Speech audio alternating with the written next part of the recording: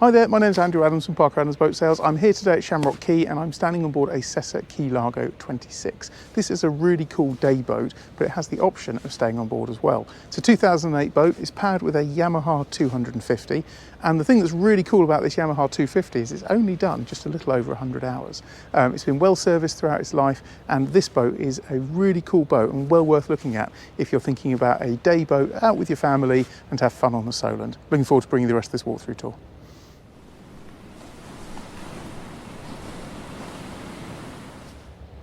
Okay, so I thought I'd start on the bow on this boat. Now, for those of you that are aware of what Sessa is a Mediterranean brand, hugely popular in the Med. If you go into Mediterranean marinas, you'll see far more Sessas than you will do Fairline Princess or Sunseekers, which of course is the complete opposite here.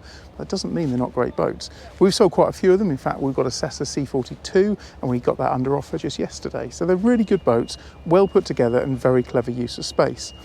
The focus on this particular boat really is about enjoying your outside space, and that's totally relevant for the front area. So this whole bow area has been set to a product called Vassadek, so that's over the whole whole surface here, and this makes a fantastic place to sunbathe and enjoy time with your family, sitting around here having a picnic or having lunch.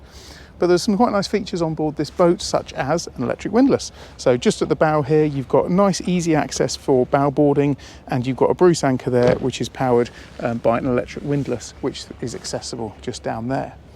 When you look at the profile of the boat, the profile of the boat is quite dominated by this really nice stainless steel arch. What that does is, really importantly, it gives a lot of protection from the sun. So you've got a bimini on the top. That means on those hot sunny days it gives a little bit of respite from the sun, whether it's in this country or abroad.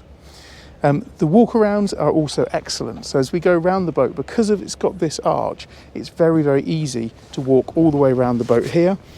And little features have been upgraded since this boat was born, such as there's LED lighting that's placed up into here. And as you take 2 steps down into the main cockpit space, again, you've got a really nice amount of space. There's a wooden plinth here, which could do with being revarnished, so a little winter job for someone just to rub that down and revarnish it. But the rest of the boat is presented very, very nicely.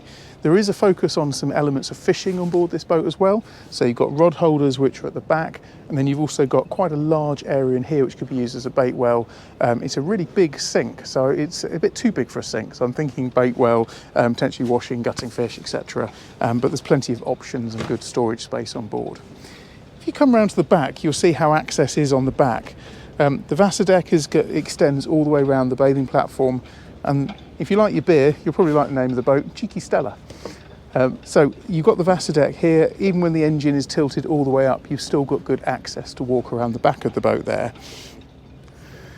Okay, so if we've now come on board the boat and you can give a better view of the inside space, that's another one of the wooden plinths there that does need to be rubbed down, but would look really, really nice when it's all been restored. And storage space on board the boat is also pretty good. So if inside this locker here, you've got access in the back here to your batteries, you've got seacocks for the boat, you've also got your black water tank in there, because this boat is fitted with a heads, which is all important on a day out on the water. I'll close that back up there. I mentioned earlier about the opportunity to have this large sink, so that's actually used as a storage area, but you can see it does have running water in it as well. So that whole area there can be filled up, which is why I wonder whether it could be used as a bit of a live bait well, as well as being a very, very large sink area. There's more storage underneath here, so that one goes all the way back there. The owner's got a few tools and bits and bobs in there. And there's also a table which can be fitted out into here, which opens this area up here as a dining area as well. More rod holders on the back, so you've got 4 nice stainless steel rod holders on the back there. And then we move forward to the helm position. Now the helm position I particularly like on this boat because it's quite a domineering position. So you can sit up here and you're actually really, really high on the boat. You've got an excellent view forward. You've got a chart plotter which has been upgraded. So you've got a Garmin Echo Map chart plotter there. The Carling switches, and then the controls here, which is a electric control here for the he said Mercury then, for the Yamaha 250. This boat's also fitted with a bow thruster. So a lot of people looking at this boat would be thinking, does it have a bow thruster and does it have a toilet for all day on the water? And the answer is yes to both of those questions. It's a side power bow thruster which has been retrofitted to the boat, so it wasn't on there from new, and that's a nice upgrade in there. boat's also fitted with a VHF icon, VHF, that's just down there. Again, that's been updated. So there's lots of little things on this boat which have been updated since it was new. And then, of course, you do have a cabin, and the cabin gives you quite a lot of versatility for the boat. So if we go down here into the cabin space, you can see you've actually got a really, really large sleeping area. You've got a big sleeping area which is always in a permanent made-up state. You've got a radio under there. You've got a fridge, which I won't open it, but I can assure you is stocked with some Stella. And then just underneath there, you actually have a heads. So as we come down into the boat and then lift up here, you have an electric flush heads. So that gives you quite a bit of privacy. So if you're out at sea, you can close that off and it gives you a nice private place to go to the loo. But of course, for sleeping overnight, you have a nice expansive space here as well. 2 portholes either side, which let a lot of nice air into this boat.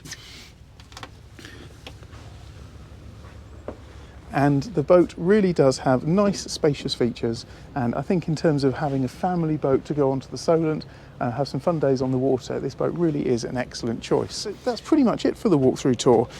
From my point of view, this boat offers a really, really nice compromise of space, fishing ability, staying overnight, updated navigation, and just presents a really, really nice day boat.